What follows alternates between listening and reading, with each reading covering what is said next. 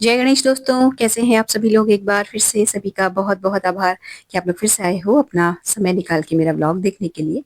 शुरू कर लेते हैं आज का वीडियो। मॉर्निंग वॉक से शुरुआत हो रही है एज़ यूजुअल दिन की मेरे और वहाँ से आने के बाद यानी कि रामनगर से आने के बाद जन्माष्टमी वाला व्लॉग डाला था मैंने, उसके बाद से मैंने व्लॉग नहीं डाला है। तो आ गई है लाइफ अपने रूटीन पे।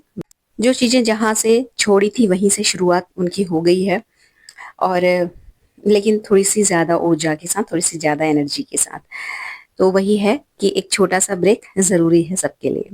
अच्छा, वॉक पे जाने के बाद मतलब अब जैसा वेदर अभी से कुछ टाइम पहले तक था, बहुत ज़्यादा बारिश वगैरह, वो तो नहीं रहा, लेकिन थोड़ा-सा बौछार मॉर्निंग के टाइम पे हुई है। मतलब इतनी हुई थी कि हम भीगते तो नहीं, भीगे नहीं, लेकिन जो बाल-वाल थे थोड़े-थोड़े गीले ऊपर से हो गए थे।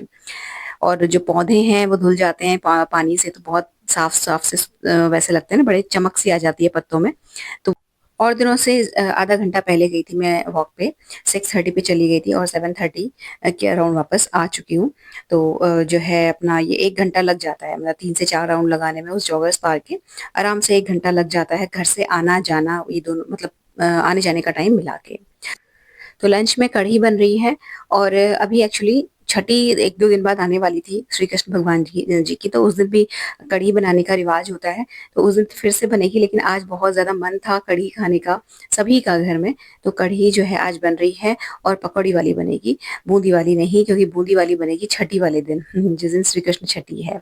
और पकौड़ी के लिए आप लोग का एक किसी का कमेंट आया था कि मतलब कैसे आप बनाते हो? तो देखिए, मतलब बहुत सारे लोग तो शायद प्याज़-व्याज़ डाल के पकौड़ी बनाते हैं, कढ़ी वाली, लेकिन मैं कुछ भी वेजिटेबल नहीं डालती हूँ, बस बेसन का घोल बनाया और उसी की पकौड़ी बनाती हूँ। अब वो आती है ना शेप वाली बात, जैसे आप कहते हैं बड़ी जो मतलब चपटी-सी और बहुत अच्छा-सा शेप आता है, वो जस्ट इसलिए आता है क्योंकि ये जो पकौड़ियाँ मैं तल रही हूँ ना, ये जो जिस कढ़ाई में मैं फ्राई कर रही हूँ, ये एक प्लेन सरफेस वाली कढ़ाई है। और इसमें ये रहता है कि जो तेल है वो बहुत ज़रा सा, मतलब नाम मात्र का तेल डलता है, और जो पकौड़ी डलती है ना वो आधी तेल में रहती है और आधी तेल के बाहर आ जाती है फूल के। इस वजह से जो इसका शेप है ये डमरू की तरीके का हो जाता है। अगर आपके पास ऐसी चपटी कढ़ाई नहीं है तो आप क्या कर सकते हो, जैसे मैं पहले बताऊँ, जब हम सब लोग साथ रहते थे तो मैं तवे में भी बनाती थी कई बार ये जो पकौड़ी वाली कढ़ी है। इसकी वजह से भी, जैसे तवा भी रहता है हल्का-सा, जो लोहे का तवा रहता है, आजकल जो तवे आ रहे हैं वो नहीं, जो लोहे का तवा रहता है, हल्का-सा उसका जो बीच का पोर्शन रहता है ना वो नीचे को रहता है, मतलब दबा हुआ सा रहता है, तो उसकी वजह से भी जो ऑयल है वो उसमें आ जाता है तवे में, ठीक-ठाक सा, बहुत कम भी नहीं, बहुत ज़्यादा भी नहीं। उसमें पकौड़ी बनाओ ना तो भी बहुत अच्छी ऐसे ही डमरू की शेप की पकौड़ियाँ बनती हैं और कढ़ी में डूबने के बाद बहुत अच्छी लगती हैं देखने में। तो मैं इसमें कुछ मिलाती नहीं हूँ, हल्का-सा मैं इनो मिलाती हूँ। पहले मैं फेंटा करती थी, लेकिन जब से इनो का सिस्टम पता चला है कि इनो डाल के बहुत ईज़िली और बहुत जल्दी काम हो जाता है, तो बहुत ज़रा-सा, मतलब 2 चुटकी इनो बहुत ज़्यादा है। बाकी जो कढ़ी का जो मतलब ये पकौड़ी का जो बैटर है, उसको मैं बहुत टाइट नहीं रखती। एक्चुअली वैसे भी आप देखना, कभी कोई हम पकौड़ी बनाएँ या कुछ ऐसे ब चीज़ बनाएँ ना, तो या जैसे पोहे बनाते हैं तो उनका अगर आप बैटर बहुत ज़्यादा टाइट रखोगे ना तो वो वैसे भी टाइट बनते हैं सिकने के बाद। तो बैटर हल्का-सा ढीला रहता है तो बनाने में थोड़ी दिक्कत भले ही होगी, लेकिन जो पकौड़ी या पोहे बन के आएँगे वो बहुत सॉफ्ट बन के आते हैं। और कितने तेल में मैंने बनाया था देखिए, इतना तेल बचा है, जस्ट ये उतना ही है जितने में मैं कढ़ी को छौंकूँगी, उतना ही तेल है ये।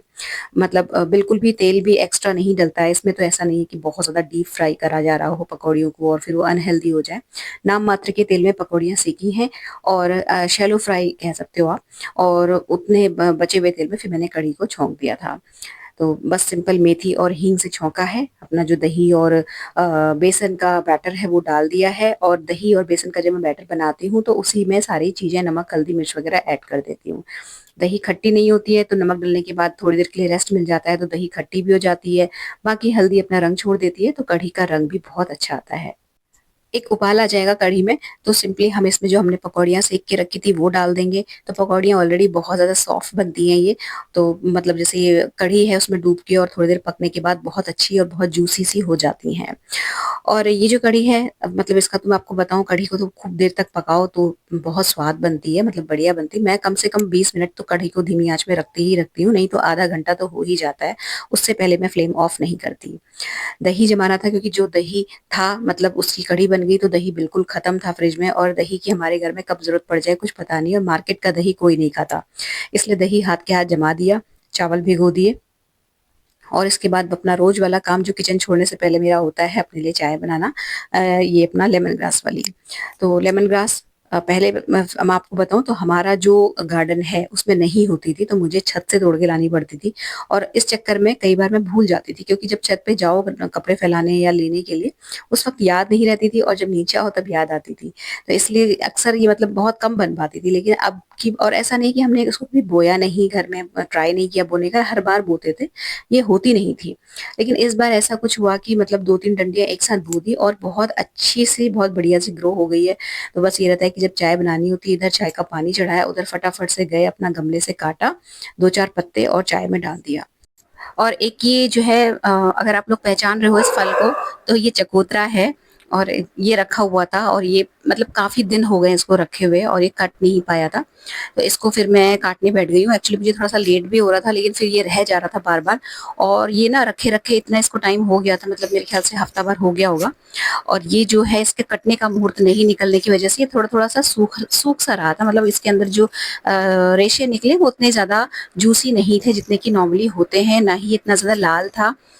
तो फिर मुझे इसको बहुत जरूरी था काटना, जिससे कि ये रहेगा कि कटा हुआ रहेगा तो कोई भी खा लेगा। मुझे कुछ खास पसंद नहीं है चकोतरा, तो फिर मैंने ये फटाफट से जल्दी जल्दी इसको काटा, इसका काम निपटाया। और क्योंकि ये ऐसा फल है जो अक्सर बहुत ज़्यादा नहीं आता है घर में, मतलब ऑकेजनली ही आता है, तो इसलिए जब इस तरह की कोई चीज़ कटती है या बनती है तो फिर उसको हम लोग आदान प्रदान ऊपर नीचे कर लेते हैं। तो इसको फिर मैंने एक छोटी कटोरी में करा, अपनी मदर इन लॉ के लिए रखा, और थोड़ा सा मैंने ऊपर भैया भाभी लोगों के लिए रखा एक टिफिन में। बाकी जो बचा हुआ था उसको ढक के यहीं टेबल में छोड़ दिया। और जो चाय थी वो छानी, तो ये रहेगा कि जब मैं ऑफिस से जा मतलब ऑफिस को जाती हूँ तो चाय दे जाती हूँ मदर इन लॉ को, जब मेरी सिस्टर इन लॉ नहीं होती, मेरी ननद नहीं होती है तब। और वो कहीं गई हुई थी अभी, तो और जो चकोतरा है वो भी उनके सामने मैं रख जाती हूँ, जिससे कि थोड़ी देर बाद चाय पीने के बाद उन्हें जब होगा तो वो खा लेंगे, उनको उठ के लाना नहीं पड़ेगा। थोड़ा सा घुटने की प्रॉब्लम रहती है, घुटने में दर्द रहता है, तो हम कोशिश करते हैं कि सारी चीजें ज्यादा से ज्यादा उनको अवेलेबल करा के तभी इधर उधर जाएं जहां भी हमें जाना है। तो ये रहता है कि हम लोग भी थोड़ा सा टेंशन फ्री रहते हैं कि चलो ठीक है, हम सब कुछ अवेलेबल करा के आए हैं, और अगर कहीं गए हैं वहाँ थोड़ा लेट भी हो गया तो कोई फिर प्रॉब्लम नहीं रहती है। वो थोड़ा सा वैसे कोई प्रॉब्लम नहीं है, मेरी जो सासू माँ है वो चलती फिरती हैं ठीक ठाक, अपना अपने सारे काम कर लेती हैं। ऐसा नहीं है कि वो कोई डिपेंडेंट हो या कुछ और, अपना मतलब सारा काम वो खुद करती हैं। बट वही है कि घुटने की प्रॉब्लम है, तो वो बहुत ज्यादा कि अगर आप उनसे ये उम्मीद रखें कि वो किसी काम में हेल्प करा दें या कुछ भी, तो वो नहीं हो पाता उनसे, वो नहीं कर पाती हैं। उम्र भी हो गई है, बाकी जो है शरीर भी बुढ़ापे का ही है, तो नहीं वो ज्यादा कर पाती हैं।